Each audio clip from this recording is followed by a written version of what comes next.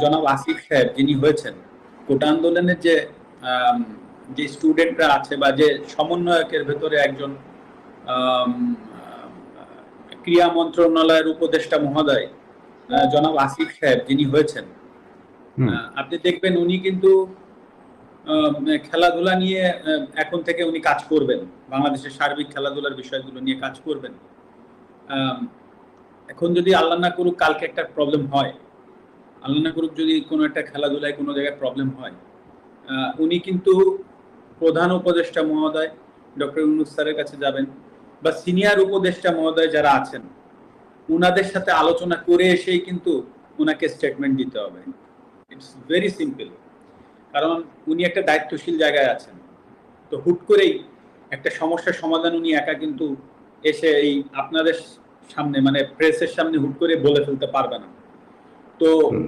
দায়িত্বশীল জায়গাগুলো কিন্তু অনেক কিছু চিন্তা করে কথা বলতে হয়। তো সেই জায়গা থেকে সেই জায়গাটায় কিন্তু আমি ছিলাম। হ্যাঁ, আপনি আমাকে খেলোয়াড় মাশরাফি বলছেন, আমি সেভাবে উত্তর দিচ্ছি, কিন্তু অ্যাট দ্য সেম টাইমে কিন্তু আমি একটা দায়িত্বশীল চেয়ারে বসেছিলাম। তো হুট করেই আমি কিন্তু ফ্রন্টে এসে একটা কথা বলে দিলাম, আর তাই নিয়ে একটা বিশাল আরো বড় কিছু হয়ে গেল। সেটার হুম। ট্যাকেল দেওয়ার ক্ষমতা আদৌ আমার আছে কিনা, বা বর্তমানে যারা কাজ করবেন তাদেরও কিন্তু এই জিনিসগুলো ভেবেচিন্তে কাজ করতে হবে। তো এটা কিন্তু ভেরি সিম্পল ব্যাপার। তো আমি যেটা বলতে চাচ্ছি যে হ্যাঁ আমি ব্যর্থ হয়েছি, কিন্তু আসলে আমারও তো সীমাবদ্ধতা আছে বা ছিল।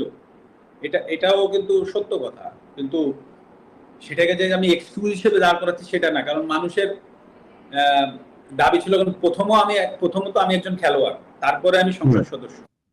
কারণ আমি খেলোয়াড় থেকে আমার পরিচয় মাশরাফি না হলে আমি অবশ্যই ওই সংসদ সদস্যে আমার যে ডাক নাম ছিল, আমার নড়াইলের মানুষ চিন্ত কৌশিক নামে, সেই নামে আমি নিশ্চয়ই সংসদ সদস্য হইতে পারতাম না।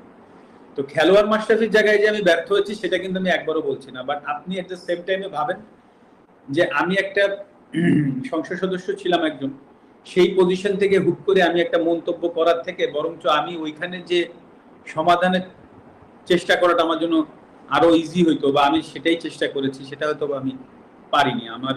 সেটাই আমার